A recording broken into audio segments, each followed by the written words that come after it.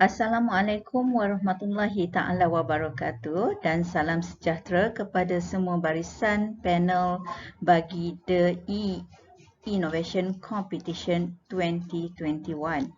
Kumpulan kami akan membentangkan idea inovasi yang bertajuk Pengurusan Kewangan Islamik berasaskan Time-Based Model of Security. Izinkan saya memperkenalkan ahli-ahli kumpulan kami yang terdiri daripada saya sendiri, Nur Asiah binti Yaakob, dan ahli yang lain iaitu Profesor Madya Dr. Natasha Mazna Ramli, Profesor Madya Dr. Nurul Aini Muhammad, Dr. Sumaya Abdul Aziz dan Dr. Rizki Pedani Sawai. Kewangan di kalangan generasi muda semakin meruncing dan juga menjadi kebimbangan banyak pihak.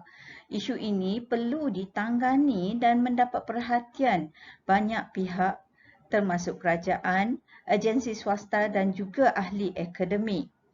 Berdasarkan hasil laporan Pantauan Ekonomi Malaysia 2019 yang diterbitkan oleh Bank Negara, mendapati bahawa 60% daripada individu muflis di Malaysia adalah daripada golongan milenial, iaitu mereka yang berumur 25 sehingga 44 tahun akibat daripada membuat perbelanjaan melebihi amaun pendapatan yang ada.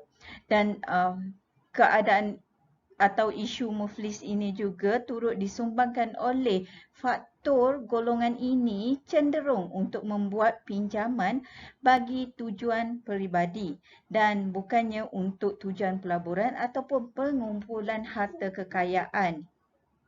Seterusnya, Agensi Kaunseling dan Pengurusan Kredit AKPK pada tahun 2020 telah mengeluarkan kenyataan bahawa lebih daripada 32% pelanggan mereka yang terdiri daripada mereka yang berpendapatan RM5,000 ke bawah telah membuat pinjaman peribadi dan membelanjakan 2 kali ganda amaun tersebut untuk memenuhi kehendak, bukannya untuk membeli ataupun menyediakan barang-barang keperluan.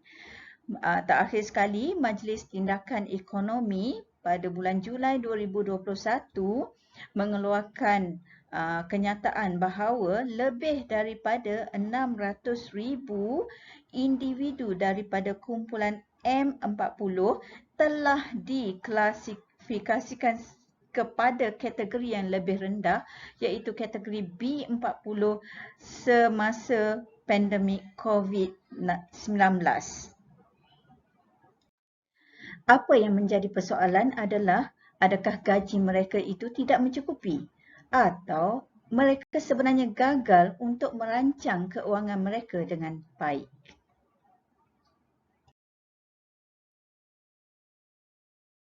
Di sini saya ingin berkongsi dengan anda semua berkaitan dengan 3 individu yang mempunyai tanggungan berbeza dan gaji yang kecil tapi masih mampu menguruskan keperluan dan perbelanjaan hidup dengan baik. Jelas di sini bahawa gaji yang kecil ataupun gaji tidak cukup bukanlah isu, tapi isu sebenar adalah ketidakupayaan untuk membuat perancangan terhadap perbelanjaan yang baik yang menyebabkan masalah keuangan di kalangan generasi muda.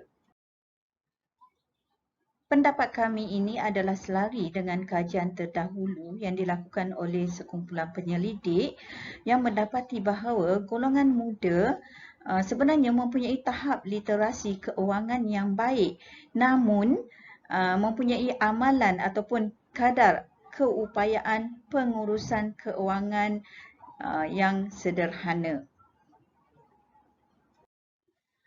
Islam juga menitik beratkan perancangan sebenarnya melalui ayat 47 surah Yusuf yang mana Nabi Yusuf berkata, agar kamu bercucuk tanam 7 tahun berturut-turut sebagaimana biasa, Kemudian apa yang kamu tuai, hendaklah kamu biarkan ditangkainya, kecuali sedikit untuk kamu makan.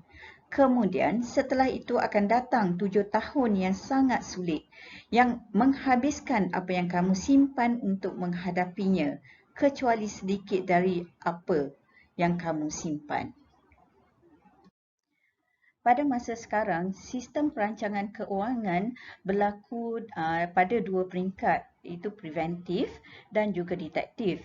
Pada peringkat preventif ataupun pencegahan, individu menggunakan sistem bajet sama ada secara tradisional, contohnya seperti sistem sampul, dan juga boleh menggunakan aplikasi online yang mana aplikasi online ini kebanyakannya dibangunkan di luar negara yang menyebabkan ia kurang mesra untuk rakyat Malaysia dan juga kurang menitik beratkan elemen Islamik.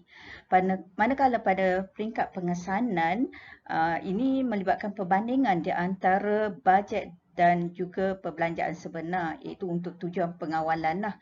Namun kami percaya sistem ini masih lagi mempunyai kelemahan dan masih ramai lagi individu di Malaysia terutamanya yang menghadapi masalah ketirisan dalam pengurusan keuangan mereka. Dan jika ia tidak dipantau, ia akan membawa kepada bankrupt ataupun muflis. Sebagaimana yang saya sebut tadi, aplikasi ataupun sistem perancangan keuangan pada masa sekarang lebih menitik beratkan kepada unsur pencegahan dan juga pengesanan, tetapi kurang memberi penekanan kepada pembetulan ataupun corrective action jika berlaku kebocoran dalam menangani keuangan individu. Adalah menjadi kewajipan seseorang sebenarnya untuk berusaha keluar daripada masalah yang dihadapi selari dengan ayat Quran surah An-Nisa ayat 100 yang bermaksud, dan barang siapa yang berhijrah ke jalan Allah, nescaya mereka mendapati di muka bumi tempat hijrah yang luas dan rezeki yang banyak. Barang siapa yang keluar dari rumahnya dengan maksud berhijrah kepada Allah dan Rasulnya, kemudian ia ditimpa kematian, iaitu sebelum sampai ke tempat hijrah, maka sesungguhnya telah tetap pahalanya di sisi Allah, dan Allah Maha Pengampun lagi Maha Penyayang. Berdasarkan kepada Time-Based Model of Security, langkah keselamatan melibatkan 3 fasa, iaitu fasa sebelum ataupun preventif, fasa semasa iaitu detektif, dan juga terakhir sekali selepas iaitu korektif. Dan berdasarkan kepada slide yang kita bincang tadi, terdapat pengabaian dalam fasa korektif. Jadi kami dengan ini mencadangkan sistem pengurusan keuangan Islamik yang berasaskan kepada Time-Based Model of Security bagi membantu kerajaan dan juga masyarakat Malaysia daripada terjerumus ke kancah muflis. Diharap model ini dapat menjadi panduan kepada generasi muda, terutamanya golongan B40 yang terkesan akibat COVID-19 dalam mengawal selia keuangan mereka bagi meneruskan kelangsungan hidup. Diharap model pengurusan keuangan Islami ini juga menjadi panduan supaya mereka mendapatkan rezeki yang halal, membelanjakan dengan cara Islamik, dan sekaligus dapat membantu mereka menghindarkan diri dari memilih jalan yang salah yang boleh memudaratkan diri sendiri dan keluarga serta menggugat kesejahteraan sosial. Itu sahaja daripada kumpulan kami. Sekian, terima kasih.